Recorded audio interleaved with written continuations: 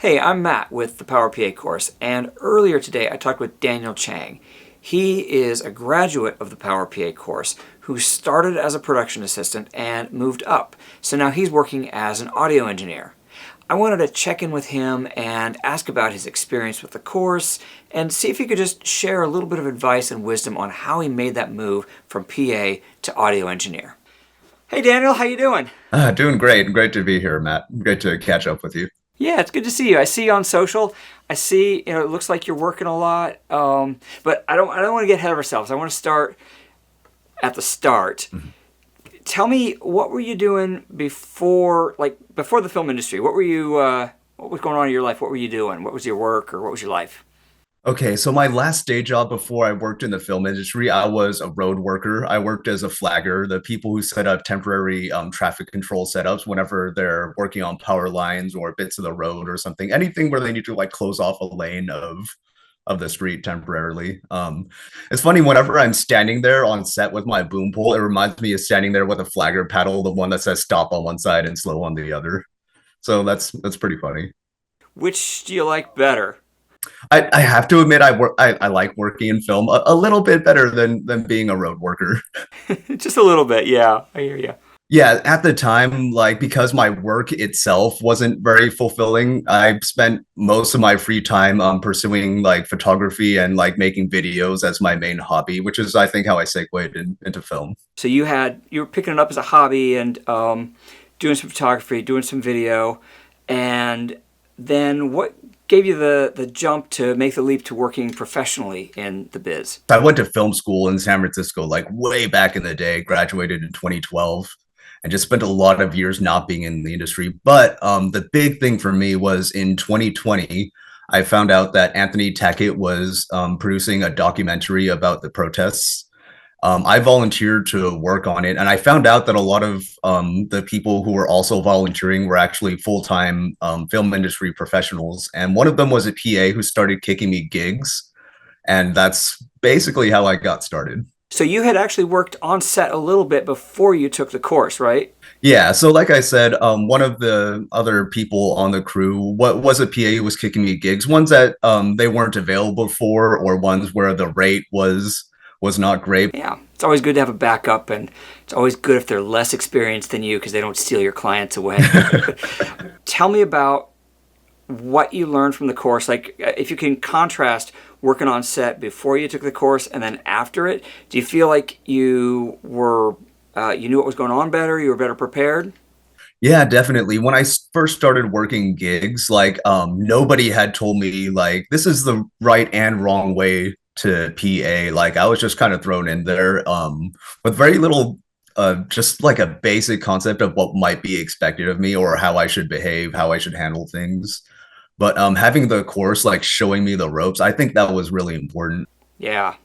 So then, what was it like afterwards? You kind of knew a little better what was going on. You felt more comfortable. Yeah, being like a PA early on and then having like a course, like a structured, organized course where they're showing you the ropes like by section and by topic.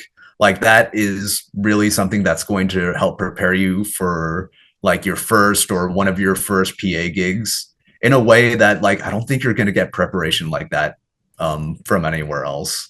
So yeah, this is a fairly unique, I think, opportunity for people to learn about how to get started in the film industry so they're not just kind of thrown into the fray with no expectations. And yeah, like you'll go after you take the course, you'll go into set like having a fair amount of like knowing what to expect and what to do. And that'll give you a little bit of extra confidence and stuff that'll make you really stand out a lot among the other green PAs. And I think it'll really help you as an initial stepping stone. You get booked on a job, and nobody's gonna really take the time. And every once in a while, you'll get a few minutes with a generous crew member who'll kind of point you in the right direction. But it's nobody's job to train PAs on set. Especially on a busy set where everybody really has to stick to their department and is stressed out and stuff. Nobody has time to babysit a PA. Maybe somebody who is their first day on set. They're going to have their first day on set tomorrow, and they don't know anything. What advice would you give them?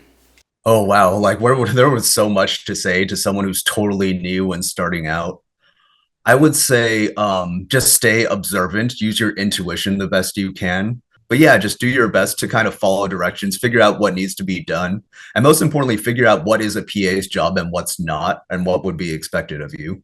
There is a little bit of nuance there because if it's non-union in a small shoot, they may ask you to do much more than what a PA would normally have to do, like helping move lights or cameras or things. Yeah, that makes sense. That makes sense. Um, Tell me about your journey. Are you PAing anymore? What happened once you started PAing a bit? I largely started doing sound full time in 2023 when I built my kit, and since then, yeah, I would say I've fully seniored out of the PA department. Did you know when you first started in film, where you're like, sound department, that's me. I know what I want to do.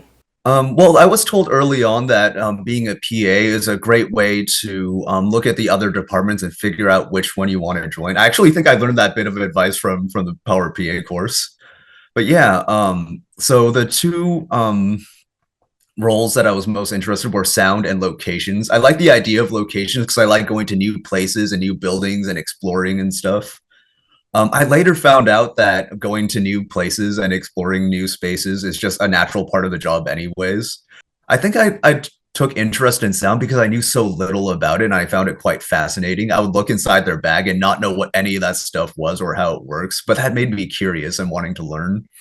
And then also seeing that often the most chill and relaxed person on set is usually the sound person. And it's like, you know what?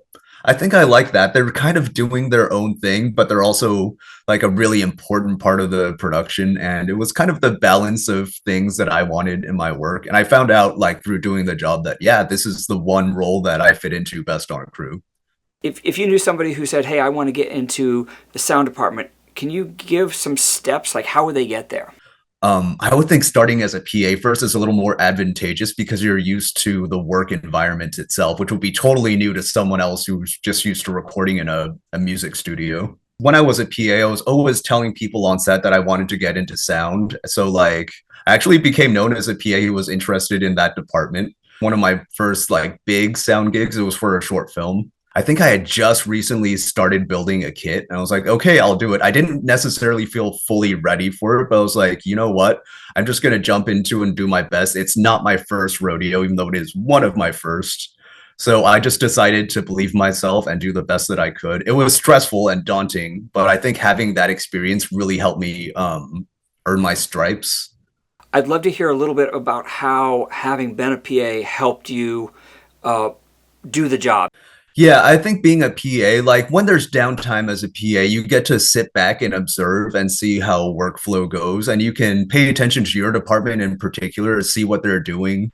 And I mean, bothering the audio person on set is a big no-no. But if you watch and see, if there's a moment where they're just sitting and chilling, their headphones aren't on, that is a good time to go up and talk to them. And actually, they seem to like it when people go up to them and talk, ask them questions, because usually nobody does. And like they love to talk about their gear and workflow and stuff. So actually, like hearing that they like me approaching them and asking questions, that's kind of heartwarming, and it was very helpful to me as well.